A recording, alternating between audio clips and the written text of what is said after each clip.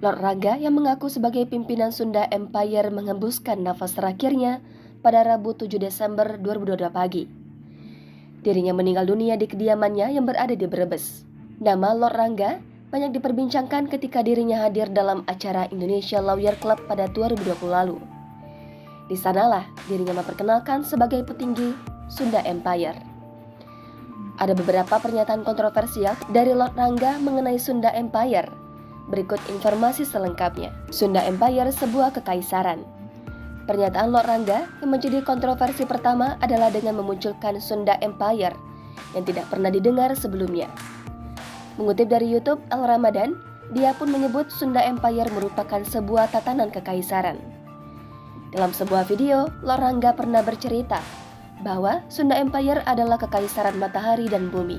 Sunda juga menurutnya sebuah tindakan, yakni proses turun-temurun kekaisaran dari dinasti-dinasti dan saat ini disebut dinasti Sunda Kala. 54 negara anggota Sunda Empire. Kata-kata kontroversi lainnya adalah dengan menyebut bahwa Sunda Empire ini terbagi menjadi 6 wilayah.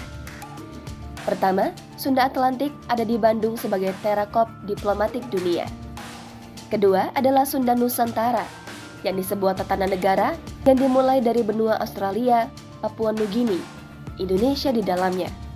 Kemudian ada Malaysia, Singapura, Filipina, Vietnam, dan benua Cina keseluruhannya. Sementara dia juga menyebut ada Rusia yang termasuk di dalamnya dari beberapa negara lain, juga Jepang. Kemudian sampailah di Korea Selatan dan Korea Utara. Dia menyebut anggota Sunda Empire terbagi meliputi 54 negara. Bumi berakhir 15 Agustus 2020. Ada lagi kontroversi lainnya yang sempat membuat geger seluruh penduduk bumi. Lord Rangga menyatakan bahwa bumi akan berakhir pada 15 Agustus 2020 dan negara-negara di dalamnya harus daftar ulang.